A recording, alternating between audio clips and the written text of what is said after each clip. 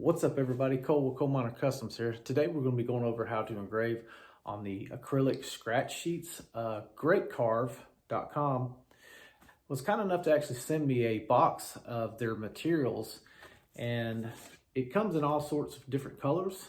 But today we're going to actually be going over how to engrave on this rose gold scratch sheet. And I'll give you all the settings, everything else that you'll need to know on how to engrave it and how to cut it. But also too, if you haven't checked out their website, check the description down below. I'll have a couple links to their acrylic sheets and to the scratch leatherette that they actually carry on their website. So without further ado, let's get into it.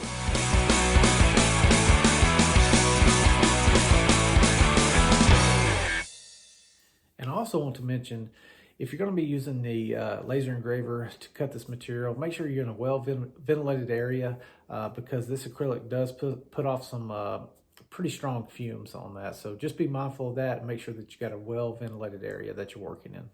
Today we'll be using the Xtool M1 machine, the 10 watt with no air assist. And also if you'll check out the description down below, it'll have the link to the machine that I'm actually using. So for this next step, I've already have my image picked out. I've already got a cut border placed around it. So when I show you this next process, it's going to be basically how to set the machine up and get the right measurements that you need and show you the settings step by step. So the next step that you want to do, if you are using a Xtool M1 with a riser base, you'll come over here and you'll actually use the honeycomb tray and put it on the first tier. And if you're not sure of which level it should go on or the tier it should go on, so you'll have these three blank, but it will go on the very top as if you were to place your regular bottom plate. So for the next step, what we'll do is we're going to place our material on top of the honeycomb. But if you place it like this and you try to do auto measure, it will not work because of the material and how reflective it is. So you actually have to turn it over and use this side of it. In most cases, if it is a flat side or a dull side, the auto measure will pick it up. But if it does have like a chrome side to it or a really shiny side, the laser tends to it won't pick it up and your auto measure won't work correctly. So you have to, for this piece of material, you have to flip it over to where the black is actually showing. For my auto measure, if you look up in the top left corner of the video, this is the measurement that I came up with consistently for this piece of material. But for your machine, make sure that you hit auto measure several times and you're getting a good consistent number. And I also want to mention, when you are turning this material over back and forth, just be careful, especially this honeycomb right here is super sharp and it could actually scratch the material. Okay, so for the cut portion of our image, which is going to be this blue border, we've got it set at 38 for the power, speed at 30, and then 6 passes.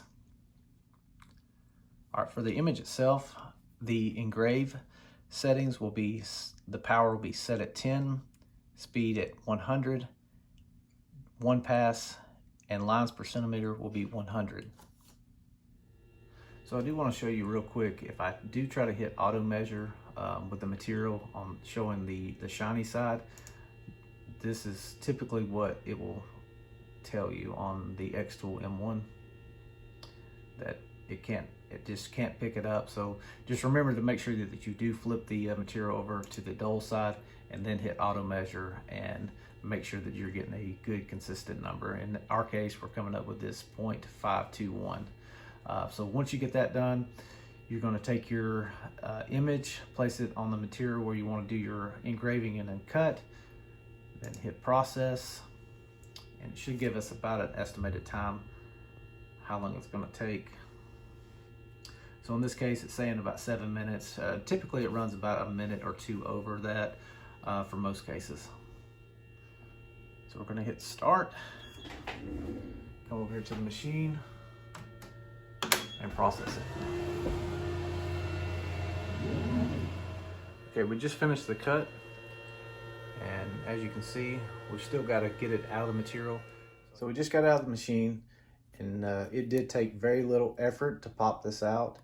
It's very good cuts.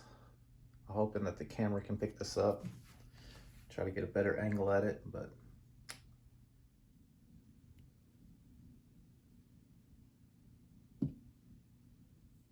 hey, if this video was helpful, give us a thumbs up and subscribe if you haven't already subscribed. It really does help out the channel. And also too, check out that description down below, because we're gonna have all the links to the materials that were used here and the machines. And also check out greatcarve.com.